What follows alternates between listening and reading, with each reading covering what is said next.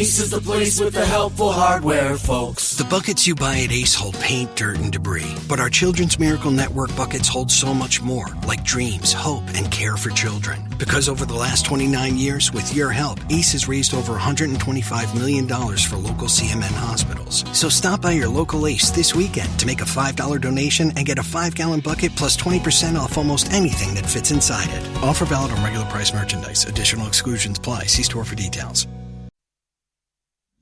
लीजिए सुनिए प्रेमचंद की लिखी कहानी लैला। वाचन समीर गोस्वामी का है। ये कोई न जानता था कि लैला कौन है, कहां से आई है और क्या करती है। एक दिन लोगों ने एक अनुपम सुंदरी को तेहरान के चौक में अपने डफ पर हाफिज की ये गजल झूम झूम कर गाते सुना। रसीद मुजरा के अय्याम गम न ख्वाहद मांद, चुना न मांद चुनी नीज हम न ख्वाहद मांद। और सारा तेहरान उस पर फिदा हो गया। यही लैला थी। लैला के रूप लालित्य की कल्पना करनी हो तो उषा की प्रफुल्ल लालिमा की कल्पना कीजिए। जब नील गगन स्वर्ण प्रकाश से रंजित हो जाता है। बहार की कल्पना कीजिए, जब बाग में रंग रंग के फूल खिलते हैं और बुलबुलें गाती हैं। लैला के स्वर लालित्य की कल्पना करनी हो तो उस घंटी की अनवरत ध्वनि की कल्पना कीजिए जो निशा की निस्तब्धता में ऊंटों की गर्दनों में बजती हुई सुनाई देती है, या उस बांसुरी की ध्वनि की जो मध्याह्न की आलस्यमयी शांति में किसी वृक्ष की छाया में लेटे हुए चरवाहे के मुख से निकलती है। जिस वक्त लैला मस्त होकर गाती थी, उसके मुख पर एक स्वर्गीय आभा झलकने लगती थी। वो काव्य संगीत, सौरभ और सुषमा की एक मनोहर प्रतिमा थी, जिसके सामने छोटे और बड़े, अमीर और गरीब सभी के सिर झुक जाते थे। सभी मंत्रमुग्ध हो जाते थे, सभी सिर धुनते थे। वो उस आने वाले समय का संदेश सुनाती थी जब देश में संतोष और प्रेम का साम्राज्य होगा, जब द्वंद्व और संग्राम का अंत हो जाएगा। वो राजा को जगाती और कहती, ये विलासिता कब तक, ये ऐश्वर्य भोग कब तक। वो प्रजा की सोई हुई अभिलाषाओं को जगाती, उनकी हृदयतंत्रियों को अपने स्वर से कंपित कर देती। वो उन अमर वीरों की कीर्ति सुनाती जो दीनों की पुकार सुनकर विकल हो जाते थे, उन विदुषियों की महिमा गाती जो कुल मर्यादा पर मर मिटी थी। उसकी अनुरक्त ध्वनि सुनकर लोग दिलों को थाम लेते थे, तड़प जाते थे। सारा तेहरान लैला पर फिदा था। दलितों के लिए वो आशा का दीपक थी, रसिकों के लिए जन्नत की हूर, धनियों के लिए आत्मा की जागृति और सत्ताधारियों के लिए दया और धर्म का संदेश। उसकी भौहों के इशारे पर जनता आग में कूद सकती थी। जैसे चैतन्य जड़ को आकर्षित कर लेता है, उसी भांति लैला ने जनता को आकर्षित कर लिया था। और ये अनुपम सौंदर्य सुधा की भांति पवित्र, हिम के समान निष्कलंक और नवकुसुम की भांति अनिंदिता, उसके लिए प्रेम कटाक्ष, एक भेद भरी मुस्कान, एक रसीली अदा पर क्या न हो जाता। कंचन के पर्वत खड़े हो जाते, ऐश्वर्य उपासना करता, रियासतें पैर की धूल चाटती, कवि कट जाते, विद्वान घुटने टेकते, लेकिन लैला किसी की ओर आंख उठाकर भी न देखती थी। वो एक वृक्ष की छाह में रहती, भिक्षा मांगकर खाती और अपनी हृदय वीणा के राग अलापती थी। वो कवि की सूक्ति की भांति केवल आनंद और प्रकाश की वस्तु थी, भोग की नहीं। वो ऋषियों के आशीर्वाद की प्रतिमा थी, कल्याण में डूबी हुई, शांति में रंगी हुई। कोई उसे स्पर्श न कर सकता था, उसे मोल न ले सकता था। एक दिन संध्या समय तेहरान का शहजादा नादिर घोड़े पर सवार उधर से निकला। लैला गा रही थी। नादिर ने घोड़े की बाग रोक ली और देर तक आत्मविस्मृत की दशा में खड़ा सुनता रहा। गजल का पहला शेर ये था, मरा दर्देस्त अंदर दिल, अगर गोयम जवां सोजद, बगैर तम दरकशम, तरसन की मगजो उस्त ख्वां सोजद। फिर वो घोड़े से उतरकर वहीं जमीन पर बैठ गया और सिर झुकाए रोता रहा। तब वो उठा और लैला के पास जाकर उसके कदमों पर सिर रख दिया। लोग अदब से इधर उधर हट गए। लैला ने पूछा, तुम कौन हो? नादिर, तुम्हारा गुलाम। लैला, मुझसे क्या चाहते हो? नादिर, आपकी खिदमत करने का हुक्म। मेरे झोपड़े को अपने कदमों से रोशन कीजिए। लैला, ये मेरी आदत नहीं। शहजादा फिर वहीं बैठ गया और लैला फिर गाने लगी, लेकिन गला थर्राने लगा, मानो वीणा का कोई तार टूट गया हो। उसने नादिर की ओर करुण नेत्रों से देखकर कहा, तुम यहां मत बैठो। कई आदमियों ने कहा, लैला हमारे हुजूर शहजादा नादिर हैं। लैला बेपरवाही से बोली, बड़ी खुशी की बात है, लेकिन यहां शहजादों का क्या काम? उनके लिए महल है, महफिलें हैं और शराब के दौर हैं। मैं उनके लिए गाती हूं जिनके दिल में दर्द है, उनके लिए नहीं जिनके दिल में शौक है। शहजादा ने उन्मत्त भाव से कहा, लैला तुम्हारी एक तान पर अपना सब कुछ निसार कर सकता हूं। मैं शौक का गुलाम था, लेकिन तुमने दर्द का मजा चखा दिया। लैला फिर गाने लगी, लेकिन आवाज काबू में न थी, मानो वो उसका गला ही न था। लैला ने डफ कंधे पर रख लिया और अपने डेरे की ओर चली। श्रोता अपने अपने घर चले। कुछ लोग उसके पीछे पीछे उस वृक्ष तक आए जहां वो विश्राम करती थी। जब वो अपनी झोपड़ी के द्वार पर पहुंची, तब सभी आदमी विदा हो चुके थे। केवल एक आदमी झोपड़ी से कई हाथ पर चुपचाप खड़ा था। लैला ने पूछा, तुम कौन हो? नादिर ने कहा, तुम्हारा गुलाम नादिर। लैला, तुम्हें मालूम नहीं कि मैं अपने अमन के गोशे में किसी को आने नहीं देती? नादिर, यह तो देख ही रहा हूं। लैला, फिर क्यों बैठे हो? नादिर, उम्मीद दामन पकड़े हुए है। लैला ने कुछ देर बाद फिर पूछा, कुछ खाकर आए हो? नादिर, अब तो न भूख है न प्यास। लैला, आओ आज तुम्हें गरीबों का खाना खिलाऊं, इसका मजा भी चख लो। नादिर इनकार न कर सका। आज उसे बाजरे की रोटियों में अभूतपूर्व स्वाद मिला। वो सोच रहा था कि विश्व के इस विशाल भवन में कितना आनंद है।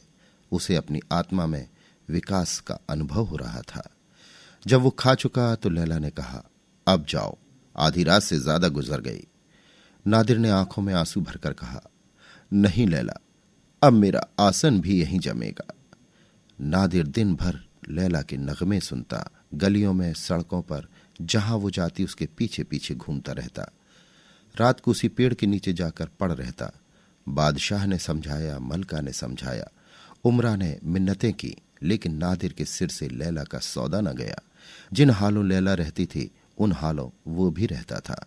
मलका उसके लिए अच्छे से अच्छे खाने बनाकर भेजती, लेकिन नादिर उनकी ओर देखता भी न था। लेकिन लैला के संगीत में अब वो शुद्धाना थी। वो टूटे हुए तारों का राग था, जिसमें न वो लोच था, न वो जादू, न वो असर। वो अब भी गाती थी, सुनने वाले अब भी आते थे, लेकिन अब वो अपना दिल खुश करने को नहीं, उनका दिल खुश करने को गाती थी, और सुनने वाले विवहल होकर नहीं, उसको खुश करने के लिए आते थे। इस तरह 6 महीने गुजर गए। एक दिन लैला गाने न गई। नादिर ने कहा, क्यों लैला, आज गाने न चलोगी? लैला ने कहा, अब कभी न जाऊंगी। सच कहना, तुम्हें अब भी मेरे गाने में पहले ही का सा मजा आता है? नादिर बोला, पहले से कहीं ज्यादा। लैला, लेकिन और लोग तो अब नहीं पसंद करते? नादिर, हां, मुझे इसका ताज्जुब है। लैला, ताज्जुब की बात नहीं, पहले मेरा दिल खुला हुआ था, उसमें सबके लिए जगह थी, वो सबके दिलों में पहुंचती थी। अब तुमने उसका दरवाजा बंद कर दिया। अब वहां सिर्फ तुम हो, इसलिए उसकी आवाज तुम ही को पसंद आती है। ये दिल अब तुम्हारे सिवा और किसी के काम का नहीं रहा। चलो, आज तक तुम मेरे गुलाम थे, आज से मैं तुम्हारी लौंडी होती हूं। चलो, मैं तुम्हारे पीछे पीछे चलूंगी। आज से तुम मेरे मालिक हो। थोड़ी सी आग लेकर इस झोपड़े में लगा दो, इस डफ को उसी में जला दूंगी। तेहरान में घर घर आनंदोत्सव हो रहा था। आज शहजादा नादिर लैला को ब्याह कर लाया था। बहुत दिनों के बाद उसके दिल की मुराद पूरी हुई थी। सारा तेहरान शहजादे पर जान देता था और उसकी खुशी में शरीक था।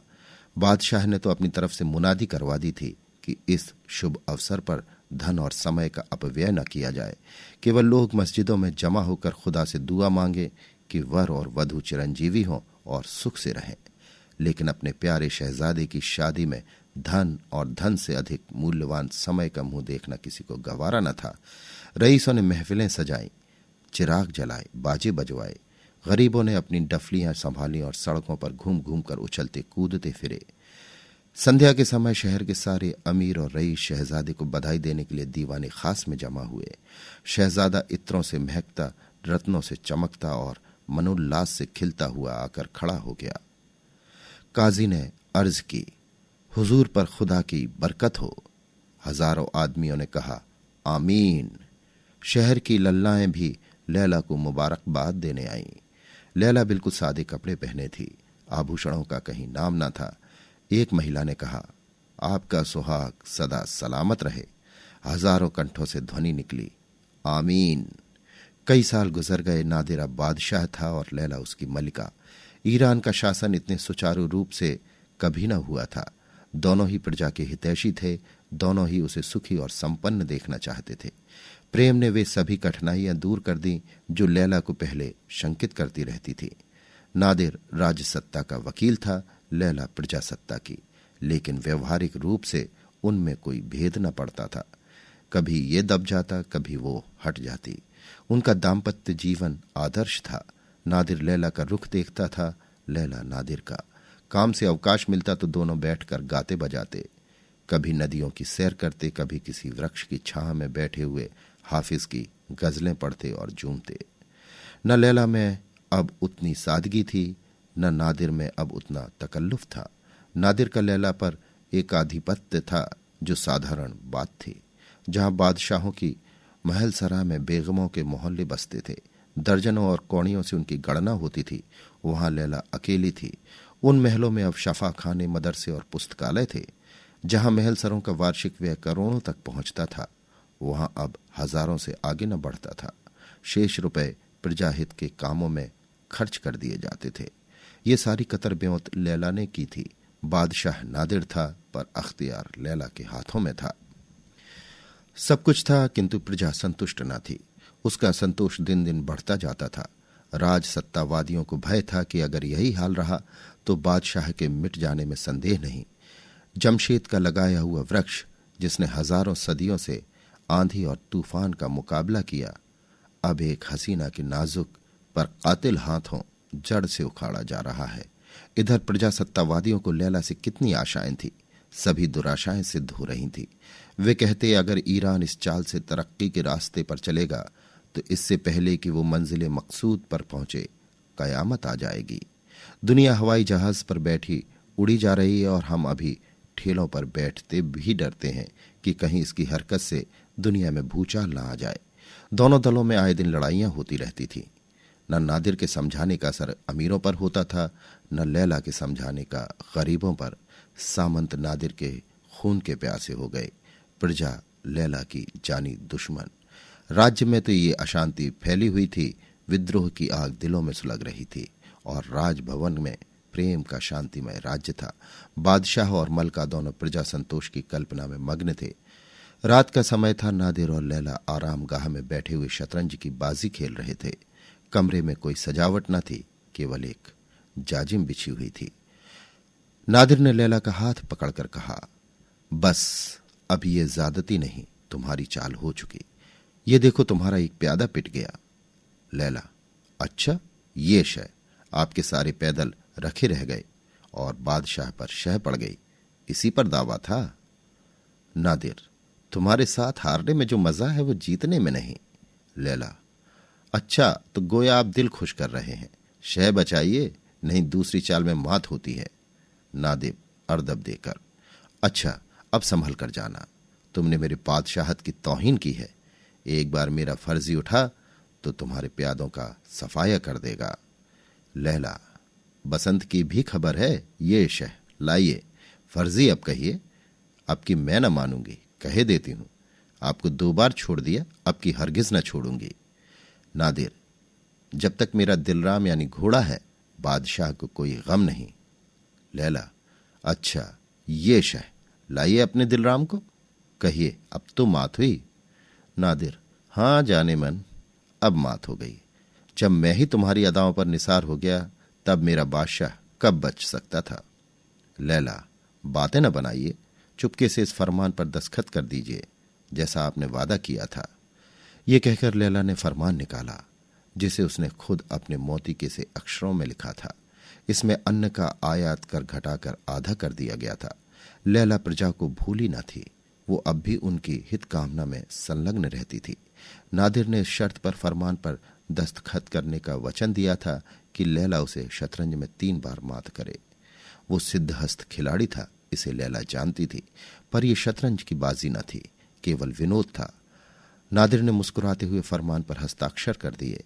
कलम के एक चिन्ह से प्रजा की 5 करोड़ वार्षिक कर से मुक्ति हो गई। लैला का मुख गर्व से आरक्त हो गया। जो काम बरसों से आंदोलन से न हो सकता था, वो प्रेम कटाक्षों से कुछ ही दिनों में पूरा हो गया। ये सोचकर वो फूली न समाती थी कि जिस वक्त ये फरमान सरकारी पत्रों में प्रकाशित हो जाएगा और व्यवस्थापिका के लोगों को इसके दर्शन होंगे, उस वक्त प्रजावादियों को कितना आनंद होगा। लोग मेरा यश गाएंगे और मुझे आशीर्वाद देंगे। नादिर प्रेम मुग्ध होकर उसके चंद्रमुख की ओर देख रहा था और मानो उसका वश होता तो सौंदर्य की इस प्रतिमा को हृदय में बिठा लेता। सहसा राजभवन के द्वार पर शोर मचने लगा। एक क्षण में मालूम हुआ कि जनता का टिड्डी दल अस्त्र शस्त्र से सुसज्जित राजद्वार पर खड़ा दीवारों को तोड़ने की कोशिश कर रहा है। प्रतिक्षण शोर बढ़ता जाता था और ऐसी आशंका होती थी कि क्रोधोन्मत्त जनता द्वारों को तोड़कर भीतर घुस जाएगी। फिर ऐसा मालूम हुआ कि कुछ लोग सीढ़ियां लगाकर दीवार पर चढ़ रहे हैं। लैला लज्जा और ग्लानि से सिर झुकाए खड़ी थी। उसके मुख से एक शब्द भी न निकलता था। क्या यही वो जनता है जिनके कष्टों की व्यथा कहते हुए उसकी वाणी उन्मत्त हो जाती थी? यही वो अशक्त, दलित, क्षुधा पीड़ित, अत्याचार की वेदना से तड़पती हुई जनता है जिस पर वो अपने को अर्पण कर चुकी थी। नादिर भी मौन खड़ा था, लेकिन लज्जा से नहीं, क्रोध से उसका मुख तमतमा रहा था। आंखों से चिंगारियां निकल रही थीं। बार बार ओठ चबाता और तलवार के कब्जे पर हाथ रखकर रह जाता था। वो बार बार लैला की ओर संतप्त नेत्रों से देखता था। जरा से इशारे की देर थी, उसका हुक्म पाते ही उसकी सेना इस विद्रोही दल को यों भगा देगी जैसे आंधी पत्तों को उड़ा देती है। पर लैला से आंखें न मिलती थी। आखिर वो अधीर होकर बोला, लैला, मैं राज सेना को बुलाना चाहता हूं, क्या कहती हो? लैला ने दीनतापूर्ण नेत्रों से देखकर कहा, जरा ठहर जाइए, पहले इन लोगों से पूछिए कि चाहते क्या हैं। ये आदेश पाते ही नादिर छत पर चढ़ गया। लैला भी उसके पीछे पीछे ऊपर आ पहुंची। दोनों अब जनता के सम्मुख आकर खड़े हो गए। मशालों के प्रकाश में लोगों ने इन दोनों को छत पर खड़े देखा, मानो आकाश से देवता उतर आए हो। सहस्त्रों कंठों से ध्वनि निकली, वो खड़ी है, वो खड़ी है, लैला वो खड़ी है। ये वो जनता थी जो लैला के मधुर संगीत पर मस्त हो जाया करती थी। नादिर ने उच्च स्वर से विद्रोहियों को संबोधित किया, ए ईरान की बदनसीब रियाया, तुमने शाही महल को क्यों घेर रखा है? क्यों बगावत का झंडा खड़ा किया है? क्या तुमको मेरा और अपने खुदा का बिल्कुल खौफ नहीं? क्या तुम नहीं जानते कि मैं अपनी आंखों के एक इशारे से तुम्हारी हस्ती खाक में मिला सकता हूं? मैं तुम्हें हुक्म देता हूं कि एक लम्हे के अंदर यहां से चले जाओ, वरना कला में पाक की कसम, मैं तुम्हारे खून की नदी बहा दूंगा। एक आदमी ने, जो विद्रोहियों का नेता मालूम होता था, सामने आकर कहा, हम उस वक्त तक न जाएंगे जब तक शाही महल लैला से खाली न हो जाएगा। नादिर ने बिगड़कर कहा, ओ नाशुक्रो, खुदा से डरो, तुम्हें अपनी मलका की शान में ऐसी बेअदबी करते हुए शर्म नहीं आती? जब से लैला तुम्हारी मलका हुई है, उसने तुम्हारे साथ कितनी रियायतें की हैं, क्या उन्हें तुम बिल्कुल भूल गए? जालिमो, वो मलिका है, पर वही खाना खाती है जो तुम कुत्तों को खिला देते हो, वही कपड़े पहनती है जो तुम फकीरों को दे देते हो। आकर महल सरा में देखो, तुम इसे अपने झोपड़ों ही की तरह तकल्लुफ और सजावट से खाली पाओगे। लैला तुम्हारी मलिका होकर भी फकीरी की जिंदगी बसर करती है, तुम्हारी खिदमत में हमेशा मस्त रहती है। तुम्हें उसके कदमों की खाक माथे पर लगानी चाहिए, आंखों का सूरमा बनाना चाहिए। ईरान के तख्त पर कभी ऐसी गरीबों पर जान देने वाली, उनके दर्द में शरीक होने वाली, गरीबों पर अपने को निसार करने वाली मलिका ने कदम नहीं रखे, और उसकी शान में तुम ऐसी बेहुदा बातें करते हो। अफसोस, मुझे मालूम हो गया कि तुम जाहिल, इंसानियत से खाली और कमीने हो। तुम इसी काबिल हो कि तुम्हारी गर्दनें कुंद छुरी से काटी जाएं, तुम्हें पैरों तले रौंदा जाए। नादिर ने बात भी पूरी न कर पाई थी कि विद्रोहियों ने एक स्वर से चिल्लाकर कहा, लैला हमारी दुश्मन है, हम उसे अपनी मलिका की सूरत में नहीं देख सकते। नादिर ने जोर से चिल्लाकर कहा, जालिमो, जरा खामोश हो जाओ। ये देखो, वो फरमान है जिस पर लैला ने अभी अभी मुझसे जबरदस्ती दस्तखत करवाए हैं। आज से गल्ले का महसूल घटाकर आधा कर दिया गया है और तुम्हारे सिर से महसूल का बोझ 5 करोड़ कम हो गया है। हजारों आदमियों ने शोर मचाया। ये महसूल बहुत पहले माफ हो जाना चाहिए था। हम एक कौड़ी नहीं दे सकते। लैला, लैला, हम उसे अपनी मलिका की सूरत में नहीं देख सकते। अब बादशाह क्रोध से कांपने लगा। लैला ने सजल नेत्र होकर कहा, अगर रियाया की यही मर्जी है कि मैं फिर डफ बजा बजा कर गाती फिरूं तो मुझे कोई उज्र नहीं। मुझे यकीन है कि मैं अपने गाने से एक बार फिर इनके दिल पर हुकूमत कर सकती हूं। नादिर ने उत्तेजित होकर कहा, लैला, मैं रियाया की तुनक मिजाजियों का गुलाम नहीं। इससे पहले कि मैं तुम्हें अपने पहलू से जुदा करूं, तेहरान की गलियां खून से लाल हो जाएंगी। मैं इन बादशाहों को इनकी शरारत का मजा चखाता हूं। नादिर ने मीनार पर चढ़कर खतरे का घंटा बजाया। सारे तेहरान में उसकी आवाज गूंज उठी, पर शाही फौज का एक आदमी भी न नजर आया। नादिर ने दोबारा घंटा बजाया। आकाश मंडल उसकी झंकार से कंपित हो गया। तारागण कांप उठे, पर एक भी सैनिक न निकला। नादिर ने तब तीसरी बार घंटा बजाया, पर उसका भी उत्तर केवल एक क्षीण प्रतिध्वनि ने दिया, मानो किसी मरने वाले की अंतिम प्रार्थना के शब्द हों। नादिर ने माथा पीट लिया। समझ गया कि बुरे दिन आ गए। अब भी लैला को जनता के दुराग्रह पर बलिदान करके वो अपनी राजसत्ता की रक्षा कर सकता था, पर लैला उसे प्राणों से प्रिय थी। उसने छत पर आकर लैला का हाथ पकड़ लिया और उसे लिए हुए सदर फाटक से निकला। विद्रोहियों ने एक विजय ध्वनि के साथ उनका स्वागत किया, पर सब के सब किसी गुप्त प्रेरणा के वश रास्ते से हट गए। दोनों चुपचाप तेहरान की गलियों में होते हुए चले जाते थे। चारों ओर अंधकार था। दुकानें बंद थीं। बाजारों में सन्नाटा छाया हुआ था। कोई घर से बाहर न निकलता था। फकीरों ने मस्जिदों में पनाह ले ली थी, पर इन दोनों प्राणियों के लिए कोई आश्रय न था। नादिर की कमर में तलवार थी, लैला के हाथ में डफ था। यही उनके विशाल ऐश्वर्य का विलुप्त चिन्ह था। पूरा साल गुजर गया। लैला और नादिर देश विदेश की खाक छानते फिरते थे। समरकंद और बुखारा, बगदाद और हलब, काहिरा और अदन, ये सारे देश उन्होंने छान डाले। लैला की डफ फिर जादू करने लगी। उसकी आवाज सुनते ही शहर में हलचल मच जाती। आदमियों का मेला लग जाता। आव भगत होने लगी। लेकिन ये दोनों यात्री कहीं एक दिन से अधिक न ठहरते थे। न किसी से कुछ मांगते, न किसी के द्वार पर जाते। केवल रूखा सूखा भोजन कर लेते और कभी किसी वृक्ष के नीचे, कभी पर्वत की गुफा में और कभी सड़क के किनारे रात काट देते थे। संसार के कठोर व्यवहार ने उन्हें विरक्त कर दिया था। उसके प्रलोभन से कोसों दूर भागते थे।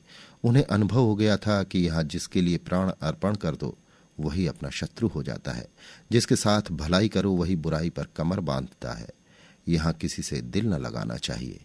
उनके पास बड़े बड़े रईसों के निमंत्रण आते। उन्हें एक दिन अपना मेहमान बनाने के लिए लोग हजारों मिन्नतें करते, पर लैला किसी की न सुनती। नादिर को अब तक कभी कभी बादशाहत की सनक सवार हो जाती थी।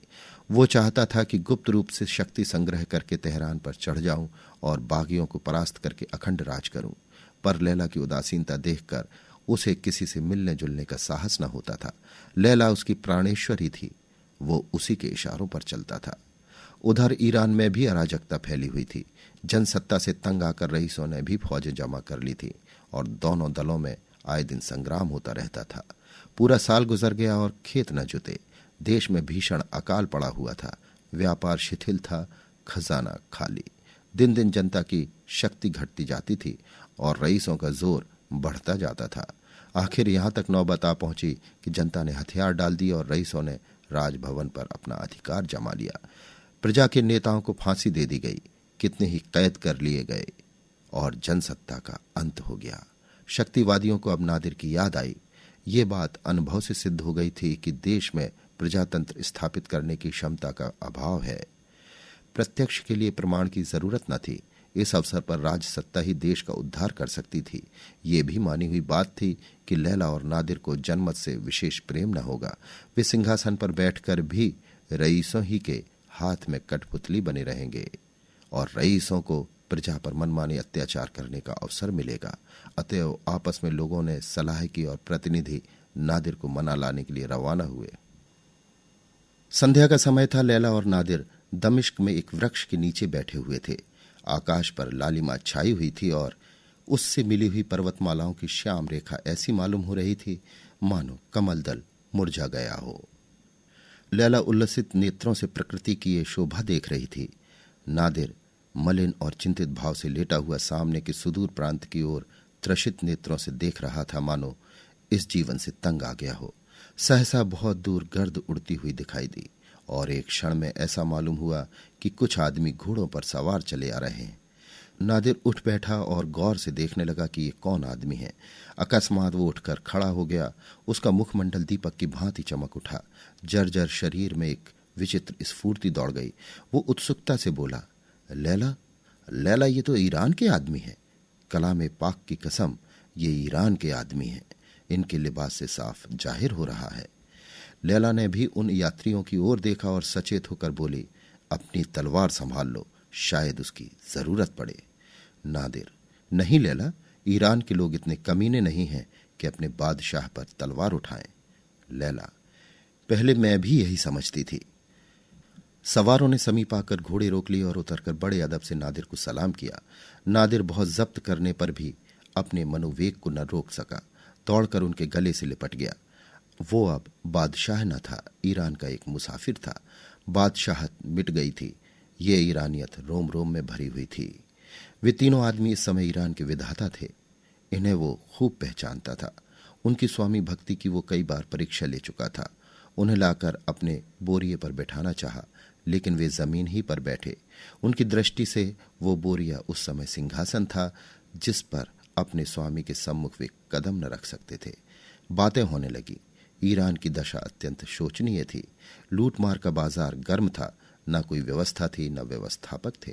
अगर यही दशा रही तो शायद बहुत जल्द उसकी गर्दन में पराधीनता का जुआ पड़ जाए। देश अब नादिर को ढूंढ रहा था। उसके सिवा कोई दूसरा उस डूबते हुए बेड़े को पार नहीं लगा सकता था। इसी आशा से ये लोग उसके पास आए थे। नादिर ने विरक्त भाव से कहा, एक बार इज्जत ली कि आपकी जान लेने की सोची है। मैं बड़े आराम से हूं, आप मुझे दिक ना करें। सरदारों ने आग्रह करना शुरू किया, हम हुजूर का दामन न छोड़ेंगे। यहां अपनी गर्दनों पर छुरी फेर कर हुजूर के कदमों पर जान दे देंगे। जिन बदमाशों ने आपको परेशान किया था, अब उनका कहीं निशान भी ना रहा। हम लोग उन्हें फिर कभी सिर न उठाने देंगे। सिर्फ हुजूर की आड़ चाहिए। नादिर ने बात काटकर कहा, साहबो, अगर आप मुझे इस इरादे से ईरान का बादशाह बनाना चाहते हैं तो माफ कीजिए। मैंने इस सफर में रियाया की हालत का गौर से मुलाहजा किया है और इस नतीजे पर पहुंचा हूं कि सभी मुल्कों से उनकी हालत खराब है। वे रहम के काबिल हैं। ईरान में मुझे कभी ऐसे मौके न मिले थे। मैं रियाया को अपने दरबारियों की आंखों से देखता हूं। मुझसे आप लोग ये उम्मीद न रखें कि रियाया को लूट कर आपकी जेबें भरूंगा। ये अजाब अपनी गर्दन पर नहीं ले सकता। मैं इंसाफ का मीजान बराबर रखूंगा और इसी शर्त पर ईरान चल सकता हूं। लैला ने मुस्कुराकर कहा, तुम रियाया का कसूर माफ कर सकते हो, क्योंकि उसकी तुमसे कोई दुश्मनी न थी। उसके दांत तो मुझ पर थे। मैं उसे कैसे माफ कर सकती हूं? नादिर ने गंभीर भाव से कहा, लैला, मुझे यकीन नहीं आता कि तुम्हारे मुंह से ऐसी बातें सुन रहा हूं। लोगों ने समझा अभी उन्हें भड़काने की जरूरत ही क्या है। ईरान में चलकर देखा जाएगा। 2-4 मुखबिरों से रियाया के नाम पर ऐसे उपद्रव खड़े करा देंगे कि इनके सारे ख्याल पलट जाएंगे। एक सरदार ने अर्ज की, माजल्लाह, हुजूर ये क्या फरमाते हैं? क्या हम इतने नादान हैं कि हुजूर को इंसाफ के रास्ते से हटाना चाहेंगे?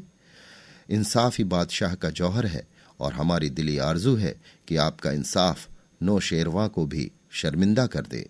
हमारी मंशा सिर्फ यही थी कि आइंदा से हम रियाया को कभी ऐसा मौका न देंगे कि वो हुजूर की शान में बेअदबी कर सके। हम अपनी जानें हुजूर पर निसार करने के लिए हाजिर रहेंगे। सहसा ऐसा मालूम हुआ कि सारी प्रकृति संगीतमय हो गई है। पर्वत और वृक्ष, तारे और चांद, वायु और जल सभी एक स्वर से गाने लगे। चांदनी की निर्मल छटा में, वायु के नीरव प्रहार में संगीत की तरंगे उठने लगीं। लैला अपना डफ बजा बजा कर गा रही थी।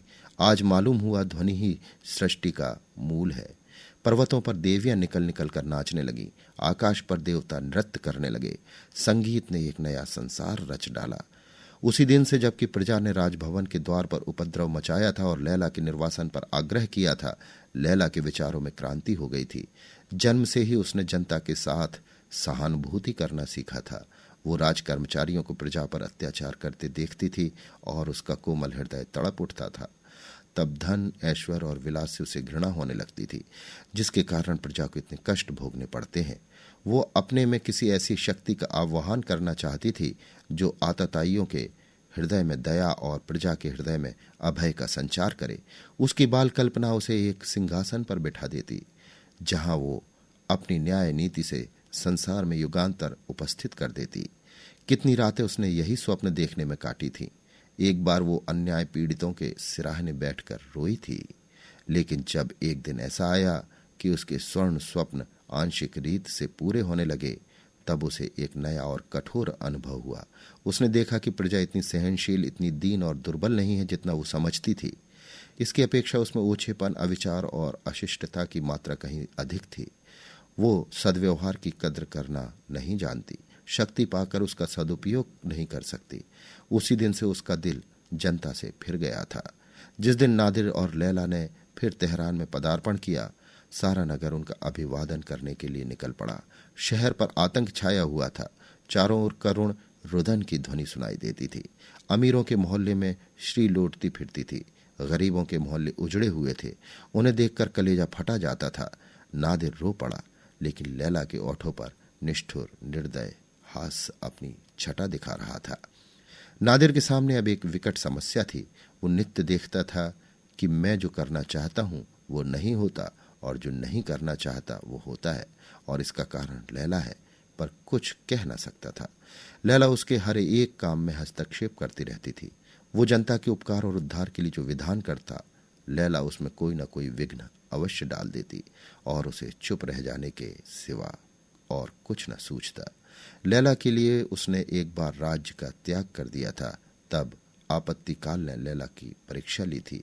इतने दिनों की विपत्ति में उसे लैला के चरित्र का जो अनुभव प्राप्त हुआ था, वो इतना मनोहर, इतना सरस था कि वो लैलामय हो गया था। लैला ही उसका स्वर्ग थी, उसके प्रेम में रत रहना ही उसकी परम अभिलाषा थी। इस लैला के लिए वो अब क्या कुछ ना कर सकता था। प्रजा की और साम्राज्य की उसके सामने क्या हस्ती थी। इस भांति 3 साल बीत गए। प्रजा की दशा दिन दिन बिगड़ती ही गई। एक दिन नादिर शिकार खेलने गया और साथियों से अलग होकर जंगल में भटकता फिरा। यहां तक कि रात हो गई और साथियों का पता न चला। घर लौटने का भी रास्ता न जानता था। आखिर खुदा का नाम लेकर एक तरफ चला कि कहीं तो कोई गांव या बस्ती का नाम निशान मिलेगा, वहां रात भर पड़ा रहूंगा, सवेरे लौट जाऊंगा। चलते चलते जंगल के दूसरे सिरे पर उसे एक गांव नजर आया, जिसमें मुश्किल से 3-4 घर होंगे। हाँ, एक मस्जिद अलबत्ता बनी हुई थी। मस्जिद में एक दीपक टिमटिमा रहा था, पर किसी आदमी या आदमजात का निशान न था।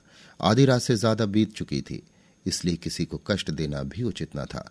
नादिर ने घोड़े को एक पेड़ से बांध दिया और उसी मस्जिद में रात काटने की ठानी। वहां एक फटी सी चटाई पड़ी हुई थी, उसी पर लेट गया। दिन भर का थका था, लेटते ही नींद आ गई। मालूम नहीं वो कितनी देर तक सोता रहा, पर किसी की आहट पाकर चौंका तो क्या देखता है कि एक बूढ़ा आदमी बैठा नमाज पढ़ रहा है। नादिर को आश्चर्य हुआ कि इतनी रात गए कौन नमाज पढ़ रहा है। उसे ये खबर न थी कि रात गुजर गई और ये फजर की नमाज है। वो पड़ा पड़ा देखता रहा। वृद्ध पुरुष ने नमाज अदा की, फिर वो छाती के सामने अंजलि फैलाकर दुआ मांगने लगा। दुआ के शब्द सुनकर नादिर का खून सर्द हो गया। वो दुआ उसके राज्यकाल की ऐसी तीव्र, ऐसी वास्तविक, ऐसी शिक्षाप्रद आलोचना थी जो आज तक किसी ने ना की थी। उसे अपने जीवन में अपना अपयश सुनने का अवसर प्राप्त हुआ। वो ये तो न जानता था कि मेरा शासन आदर्श नहीं है, लेकिन उसने कभी ये कल्पना न की थी कि विपत्ति इतनी असह्य हो गई है। दुआ ये थी, ए खुदा, तू ही गरीबों का मददगार और बेकसों का सहारा है। तू इस जालिम बादशाह के जुल्म देखता है और तेरा कहर उस पर नहीं गिरता। ये बेदीन काफिर एक हसीन औरत की मोहब्बत में अपने को इतना भूल गया है कि न आंखों से देखता है न कानों से सुनता है। अगर देखता है तो उसी औरत की आंखों से, सुनता है तो उसी औरत के कानों से। अब ये मुसीबत नहीं सही जाती। या तो तू उस जालिम को जहन्नुम पहुंचा दे, या हम बेकसों को दुनिया से उठा ले। ईरान उसके जुल्म से तंग आ गया है और तू ही उसके सिर से इस बला को टाल सकता है। बूढ़े ने तो अपनी छड़ी संभाली और चलता हुआ, लेकिन नादिर मृतक की भांति वहीं पड़ा रहा, मानो उस पर बिजली गिर पड़ी हो। 1 सप्ताह तक नादिर दरबार में न आया, न किसी कर्मचारी को अपने पास आने की आज्ञा दी। दिन के दिन अंदर पड़ा सोचा करता कि क्या करूं। नाम मात्र को कुछ खा लेता, लैला बार बार उसके पास जाती और कभी उसका सिर अपनी जांघ पर रखकर, कभी उसके गले में बाहें डालकर पूछती, तुम क्यों इतने उदास और मलिन हो? नादिर उसे देखकर रोने लगता, पर मुंह से कुछ न कहता। यश या लैला, यही उसके सामने कठिन समस्या थी। उसके हृदय में भीषण द्वंद्व रहता और वो कुछ निश्चय न कर सकता था। यश प्यारा था, पर लैला उससे भी प्यारी थी। वो बदनाम होकर जिंदा रह सकता था, पर लैला के बिना वो जीवन की कल्पना ही न कर सकता था। लैला उसके रोम रोम में व्याप्त थी। अंत को उसने निश्चय कर लिया, लैला मेरी है, मैं लैला का हूं, न मैं उससे अलग, न वो मुझसे जुदा। जो कुछ वो करती है मेरा है, जो कुछ मैं करता हूं उसका है। यहां मेरा और तेरा का भेद ही कहां? बादशाहत नश्वर है, प्रेम अमर। हम अनंत काल तक एक दूसरे के पहलू में बैठे हुए स्वर्ग के सुख भोगेंगे। हमारा प्रेम अनंत काल तक आकाश में तारे की भांति चमकेगा। नादिर प्रसन्न होकर उठा। उसका मुखमंडल विजय की लालिमा से रंजित हो रहा था। आंखों में शौर्य टपका पड़ता था। वो लैला के प्रेम का प्याला पीने जा रहा था, जिसे 1 सप्ताह से उसने मुंह नहीं लगाया था। उसका हृदय उसी उमंग से उछला पड़ता था जो आज से 5 साल पहले उठा करती थी।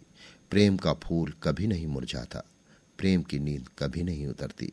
लेकिन लैला की आरामगाह के द्वार बंद थे और उसका डफ, जो द्वार पर नित्य खूंटी से लटका रहता था, गायब था। नादिर का कलेजा सन्न सा हो गया। द्वार बंद रहने का आशय तो ये हो सकता था कि लैला बाग में होगी, लेकिन डफ कहाँ गया? संभव है कि वो डफ लेकर बाग में गई हो, लेकिन ये उदासी क्यों छाई है? ये हसरत क्यों बरस रही है? नादिर ने कांपते हुए हाथों से द्वार खोल दिया। लैला अंदर ना थी, पलंग बिछा हुआ था, शमा जल रही थी, वजू का पानी रखा हुआ था। नादिर के पांव थर्राने लगे। क्या लैला रात को भी नहीं सोई? कमरे की एक एक वस्तु में लैला की याद थी, उसकी तस्वीर थी, उसकी महक थी, लेकिन लैला ना थी। मकान सूना मालूम होता था, ज्योतिहीन नेत्र। नादिर का दिल भर आया। उसकी हिम्मत न पड़ी कि किसी से कुछ पूछे। हृदय इतना कातर हो गया कि हतबुद्धि की भांति फर्श पर बैठकर बिलख बिलख कर रोने लगा। जब जरा आंसू थमे तब उसने बिस्तर को सूंघा कि शायद लैला के स्पर्श की कुछ गंध आए, लेकिन खस और गुलाब की महक के सिवा और कोई सुगंध न थी। सहसा उसे तकिए के नीचे से बाहर निकला हुआ एक कागज का पुर्जा दिखाई दिया। उसने एक हाथ से कलेजे को संभाल कर पुर्जा निकाल लिया और सहमी हुई आंखों से उसे देखा। एक निगाह में सब कुछ मालूम हो गया। वो नादिर की किस्मत का फैसला था। नादिर के मुंह से निकला, हाय लैला, और वो मूर्छित होकर जमीन पर गिर पड़ा। लैला ने पुर्जे में लिखा था, मेरे प्यारे नादिर, तुम्हारी लैला तुमसे जुदा होती है हमेशा के लिए। मेरी तलाश मत करना, तुम मेरा सुराग न पाओगे। मैं तुम्हारी मोहब्बत की लौंडी थी, तुम्हारी बादशाहत की भूखी नहीं। आज 1 हफ्ते से देख रही हूं, तुम्हारी निगाह फिरी हुई है। तुम मुझसे नहीं बोलते, मेरी तरफ आंख उठाकर नहीं देखते, मुझसे बेजार रहते हो। मैं किन किन अरमानों से तुम्हारे पास जाती हूं और कितनी मायूस होकर लौटती हूं, इसका तुम अंदाजा नहीं कर सकते। मैंने इस सजा के लायक कोई काम नहीं किया। मैंने जो कुछ किया है तुम्हारी ही भलाई के ख्याल से। 1 हफ्ता मुझे रोते गुजर गया। मुझे मालूम हो रहा है कि अब मैं तुम्हारी नजरों से गिर गई हूं, तुम्हारे दिल से निकाल दी गई। आह, ये 5 साल हमेशा याद रहेंगे, हमेशा तड़पाते रहेंगे। यही डफ लेकर आई थी, वही लेकर जाती हूं। 5 साल मोहब्बत के मजे उठाकर जिंदगी भर के लिए हसरत का दाग लिए जाती हूं। लैला मोहब्बत की लौंडी थी। जब मोहब्बत न रही तब लैला क्यों कर रहती रुखसत। अभी आप सुन रहे थे प्रेमचंद की लिखी कहानी लैला। वाचन समीर गोस्वामी का था। Ace is the place with the helpful hardware, folks. The buckets you buy at Ace hold paint, dirt, and debris. But our Children's Miracle Network buckets hold so much more, like dreams, hope, and care for children. Because over the last 29 years, with your help, Ace has raised over $125 million for local CMN hospitals. So stop by your local Ace this weekend to make a $5 donation and get a 5-gallon bucket plus 20% off almost anything that fits inside it. Offer valid on regular price merchandise. Additional exclusions apply. See store for details.